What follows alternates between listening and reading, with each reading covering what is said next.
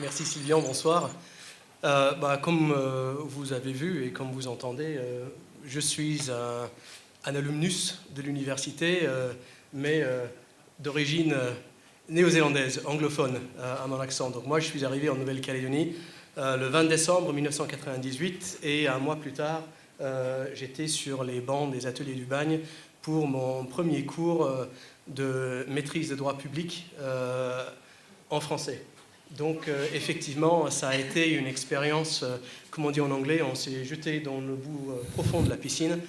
Donc une expérience intéressante, un défi où effectivement les notes en deuxième semestre étaient quand même meilleures qu'en premier semestre. Et enrichissant du fait du contact avec les professeurs et les autres étudiants.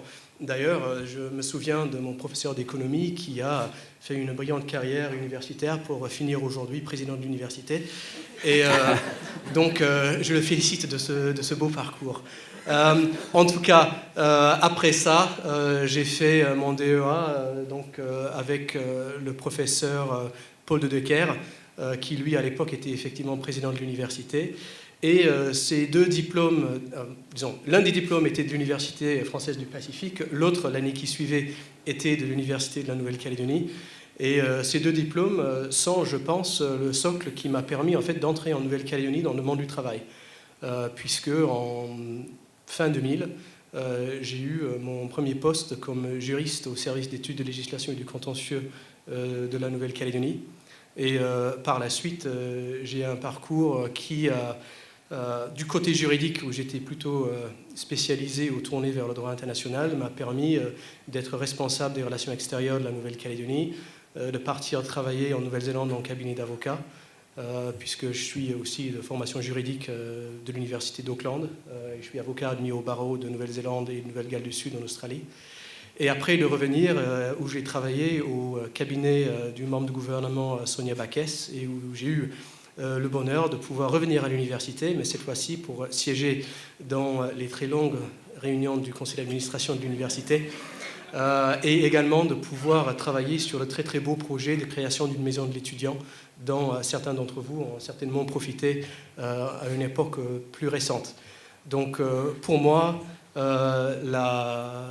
l'UNC a fait partie à la fois de ma vie d'étudiante et de ma vie professionnelle.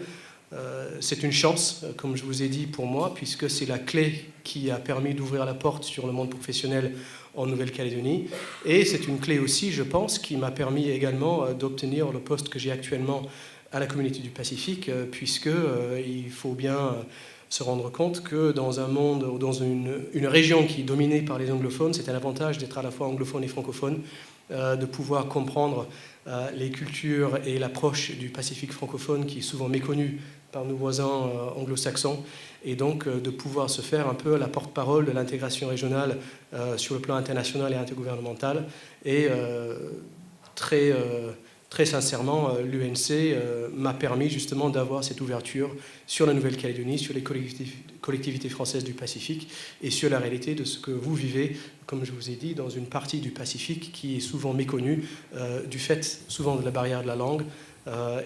C'est pour moi une richesse personnelle et professionnelle d'avoir pu passer par les couloirs de l'université, donc des ateliers du bagne à l'administration, et puis de retour ici ce soir comme ancien étudiant. Merci.